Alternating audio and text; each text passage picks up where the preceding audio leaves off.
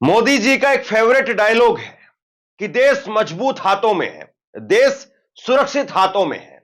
लेकिन देश कितना मजबूत हाथों में है और कितना सुरक्षित हाथों में है, इस बात का आप अंदाजा इस बात से लगाइए कि देश के सुप्रीम कोर्ट के चीफ जस्टिस मोदी से जुड़े हुए एक सबसे बड़े केस से अपने आप को अलग कर लेते हैं। और उसके बाद में इलाहाबाद हाईकोर्ट से भी एक बड़ी खबर निकल करके सामने आई है। इलाहाबाद हाईकोर्ट के अंदर मोहम्मद जुबैर, पत्रकार मोहम्मद जुबैर को लेकर के एक केस था जिस पर सुनवाई होनी थी, और उससे भी जजों ने अपने आप को अलग कर लिया। ये दो बड़ी खबरें ये बताती है कि क्यों आखिरकार ये जज इन सुनवाई से अपने आप को अलग कर रहे हैं।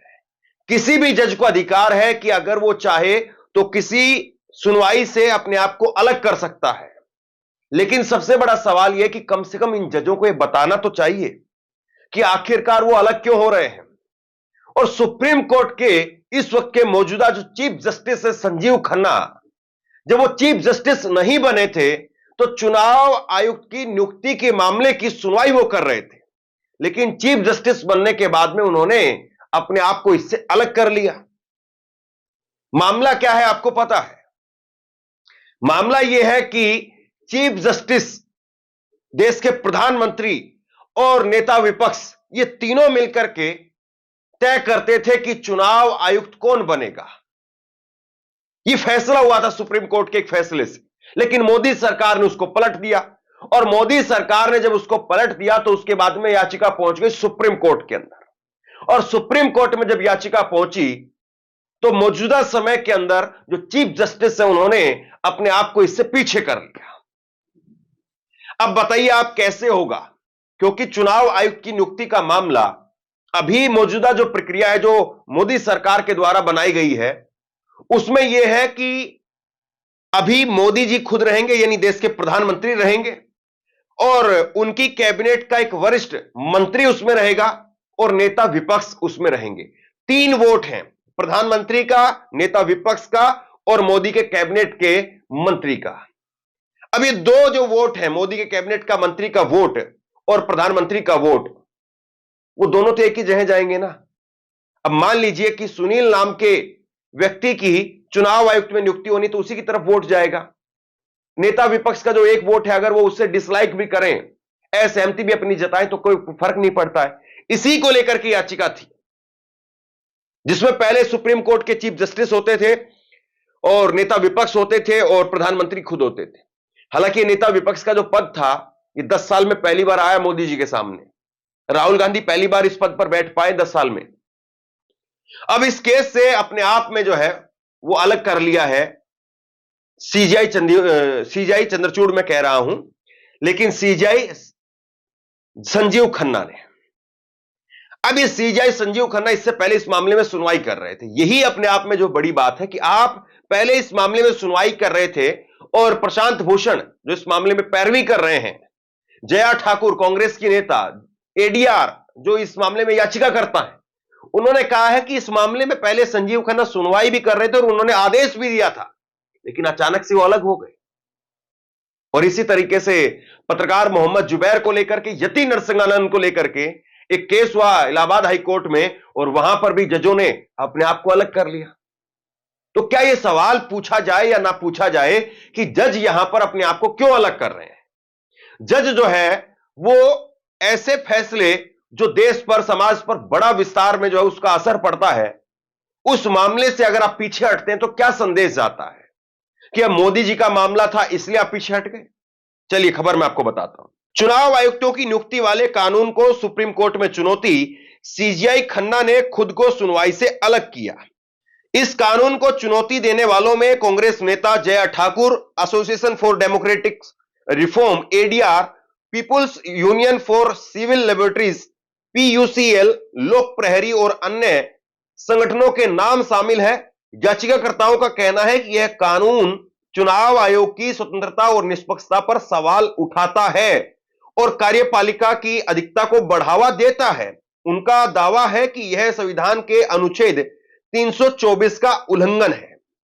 पीठ के निर्देश पर इन याचिकाओं को 6 जनवरी 2025 से शुरू होने वाले सप्ताह में किसी अन्य पीठ के समक्ष सूचीबद्ध किया गया है। साथ ही केंद्र सरकार और चुनाव आयोग ईसीआई को इन याचिकाओं पर अपनी प्रतिक्रिया दाखिल करने का आदेश दिया है। फिलहाल प्रधान न्यायाधीश यानी सीजेआई संजीव खन्ना ने मुख्य निर्वाचन आयुक्तों का चयन करने वाली समिति से सीजेआई को बाहर रखने के खिलाफ याचिकाओं की सुनवाई से खुद को अलग कर लिया है। भारत के मुख्य न्यायाधीश सीजेआई संजीव खन्ना ने मंगलवार को चुनाव आयुक्त सीईसी और अन्य चुनाव आयुक्तों की नियुक्ति से जुड़े कानून की संवैधानिक वैधता को चुनौती देने वाले याचिकाओं से खुद को सुनवाई से अलग कर लिया है। मुख्य न्यायाधीश संजीव खन्ना और न्यायमूर्ति संजय कुमार की पीठ इन याचिकाओं पर सुनवाई कर रही थी, जो मुख्य चुनाव आयुक्त और अन्य चुनाव आयुक्तों नियुक्ति सेवा की शर्त और कार्यकाल अधिनियम 2023 की धारा 7 और 8 की संवैधानिकता को चुनौती देता है। अब जरा आसान भाषा में समझिए मामला क्या है। इस मामले के अंदर जो तमाम याचिकाकर्ता है वो ये कह रहे हैं कि ये जो मामला है ये सीधे तौर पर चुनाव की और चुनाव आयुक्त की नियुक्ति पर, उनकी स्वतंत्रता पर सवाल उठाता है, और इसी मामले में सुनवाई भी कर रहे थे ये, लेकिन फिर पीछे हट गए। और अब जो है इस मामले में पीठ भी तय नहीं हुई है, मतलब ये मामला एक तरीके से हवा में लटक गया है। देश की चुनाव आयुक्त की नियुक्ति का मामला हवा में लटक गया है। इस मामले में अब जनवरी के बाद में जब ये सर्दियों की छुट्टी पड़ती है कोर्ट के अंदर, सर्दियों की छुट्टी खत्म हो जाएगी, उसके बाद में इस पर जो है वो किसी और अन्य पीठ को और किसी दूसरी बेंच को जो है वो मामला सौंपा जाएगा। वो बेंच इस पर सुनवाई करेगी, सुनवाई करने के बाद इसमें तारीख दी जाएगी और उस तारीख पर जो है फिर बहस होगी, और फिर उसके बाद में हो सकता है कि और अगली तारीख पर तारीख आपको याद ही है। तो एक ऐसा मामला जिसको सुन रहे थे उससे वो अलग हो गए। मामले की सुनवाई की शुरुआत में न्यायमूर्ति संजय कुमार के साथ में पीठ में शामिल रहे प्रधान न्यायाधीश ने जनहित याचिका दायर करने वालों के वकीलों से कहा कि वह याचिकाओं पर सुनवाई नहीं कर सकते हैं। वरिष्ठ अधिवक्ता गोपाल शंकर नारायण और वकील प्रशांत भूषण ने कहा कि न्यायमूर्ति खन्ना की अगुवाई वाली पिछली पीठ ने मामले में अंतरिम आदेश पारित किए थे। ध्यान देने वाली बात है, न्यायमूर्ति खन्ना ने पूर्व न्यायाधीश डीवाई चंद्रचूड़ के सेवानिवृत्त होने के बाद 51वें न्यायाधीश के रूप में शपथ ली, और न्यायमूर्ति खन्ना ने कहा कि अब यह मामला शीतकालीन अवकाश के बाद में किसी अन्य पीठ के समक्ष सूचीबद्ध किए जाएंगे। कुल मिलाकर के मामला है, और अब इस मामले में आप बताइए कि क्या होगा। मतलब कुल मिलाकर के आप ये कहें कि स्कूल का हेडमास्टर और उसका बेटा जिस क्लास में पढ़ता है उस क्लास को पढ़ाने के लिए बड़े बड़े मास्टर जो अपने हाथ खड़े कर रहे हैं। मैं एक उदाहरण बता रहा हूं, हो सकता है इससे अलग हो, लेकिन थोड़े तौर पर, मोटे तौर पर समझने के लिए, क्योंकि डर यह है कि भाई हेडमास्टर के बेटे ने अगर कोई काम गलत किया या वो घर का काम पूरा करके नहीं लाया तो हेडमास्टर अपने बेटे की पिटाई तो बर्दाश्त नहीं करेगा। और स्कूल के टीचरों को फिर डर इस बात का है कि कहीं पर ऐसा ना हो कि हमारी तनख्वाह बढ़नी है या हमारी कोई छुट्टी आगे हमने लेनी है या हमारे जो नौकरी है कहीं उसी पर आंच ना आ जाए। इसीलिए सबने कहा कि भाई हेडमास्टर के बेटे की क्लास आप लो, आप लो, आप लो, आप लो, मैं नहीं ले रहा। तो ये जजों को अधिकार है कि जज अपने आप को किसी से अलग कर ले, किसी सुनवाई से अलग कर ले, लेकिन ये अपने आप में एक बहुत अलग बात है। अब जरा सीधे दिल्ली से चलिए आप इलाहाबाद, और वहां पर भी एक मामला आया है, एबीपी न्यूज की खबर आप देखिए। मोहम्मद जुबैर की याचिका पर सुनवाई से न्यायाधीशों ने खुद को अलग किया। जाने क्या है मामला। मोहम्मद जुबैर की याचिका पर जस्टिस महेश चंद्र त्रिपाठी और जस्टिस प्रशांत कुमार की डिवीजन बेंच सुनवाई कर रहे थे। यह मामला यति नरसिंहानंद से एक जुड़े हुए वीडियो से है। कुल मिलाकर के मामला यह है कि यति नरसिंहानंद जिस तरह से नफरती बात बोलता है और इसको लेकर के पहले उस पर खुद मुकदमे दर्ज हैं, उसकी एक वीडियो जो है वो मोहम्मद जुबैर ने ट्वीट कर दी, और मोहम्मद जुबैर ने वो वीडियो ट्वीट कर दी तो उसके बाद में उस वीडियो को लेकर के एक जो है वो मुकदमा दर्ज करवा दिया गया कि मोहम्मद जुबैर देश की एकता को खतरे में पहुंचा रहे हैं। देश की एकता को खतरे में डाल रहे हैं। बताइए, कमाल की बात यह है, किसी आदमी ने गाली दी और मैंने यह कह दी कि वो आदमी गाली दे रहा है। मैंने ये बात बता दी, मेरा काम है बताना कि कौन आदमी गाली दे रहा है और कौन आदमी सत्संग कह रहा है। मेरा काम है ये बोलना। तो उस आदमी ने गाली दी, उस आदमी को मैंने बता दिया, और अब जो है ये हो रहा है कि उस आदमी पर तो एक्शन नहीं हुआ, लेकिन ये कहा जा रहा है कि भाई तुमने बहुत बड़ा खतरा पैदा कर दिया है।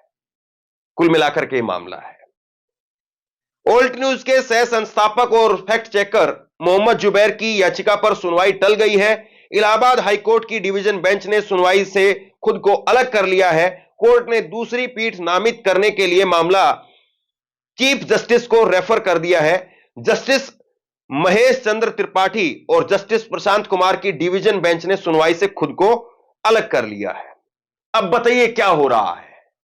मतलब यति नरसिंहानंद जैसा व्यक्ति, जिसको खुद प्रधानमंत्री नरेंद्र मोदी या योगी आदित्यनाथ अगर चाहे भी तो सार्वजनिक तौर पर डिफेंड नहीं कर सकते हैं।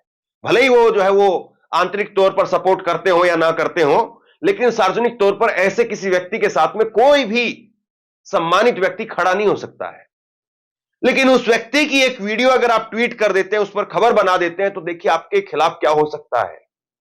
और वही मोहम्मद जुबैर के खिलाफ, मोहम्मद जुबैर के साथ में यहां पर हो रहा है। तो सवाल अब यह है कि देश मजबूत हाथों में है। देश में पहले यह होता था, पहले यह होता था, फिर यह होता था, ये सारी बात जो कहने वाले हैं, क्या वो लोग इस बात का जवाब दे पाएंगे कि आज ऐसा डर का माहौल क्यों आ गया है कि जज भी अपने आप को अलग कर रहे हैं। और ये एक दो मामलों में हो तो समझ में आता है।